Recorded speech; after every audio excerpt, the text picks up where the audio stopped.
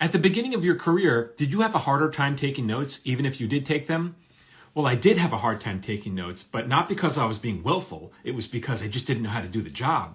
For the first several years of my career, even though I was a professional writer, I didn't really know how to write. You know, it takes a lot to learn how to do all that stuff. And so I really relied on the more senior writers to help break the story, to help figure out how the scene should unfold, you know, what kind of dialogue I should be putting in.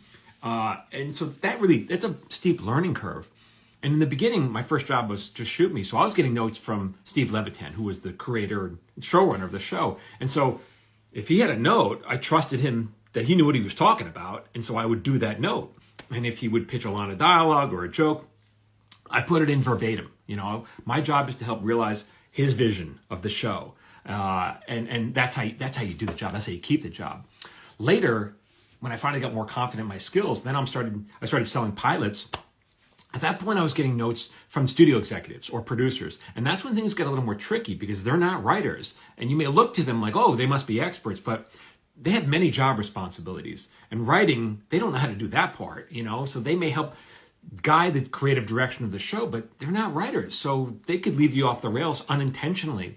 So I try to think of that relationship as an alliance, not an adversarial relationship. I'm trying to give them what they want.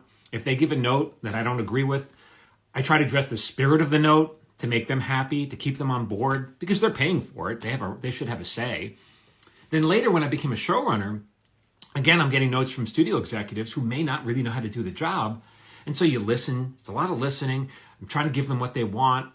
My job is the writer. They don't know how to do that part, right? And so a lot of it is putting them at ease. So if I give them a script and I say, okay, I know the script is not working now, but by show night, when we start shooting this thing, don't worry. I know how to fix it. It will be there. So it's about putting them at ease, reassuring them that I know what I'm doing. Me and my partner know what we're doing. And that helps them, right? Because they don't know how to do that. But that has to be earned. I mean, if you need an operation and a surgeon came to you and says, I know you're nervous, but don't worry. I've been doing this operation every day for 20 years.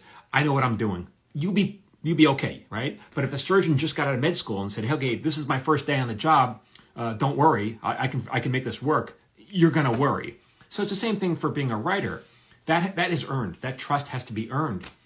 And many of these notes, you know, are valid. And I have a screenwriting course, and enrollment is actually open again this weekend for a couple of days, and we're going to shut it. But I talk about what are the notes you're going to get, how to preemptively address these notes in your script so you don't get them, and then what kind of notes are valid, what kind of notes are not valid, and how to address them so that you don't feel like you're selling out your work, but you're also giving them what they want. And if you want to learn more about the course, you can go here and check out that link. Thank you for the question. It's a good one.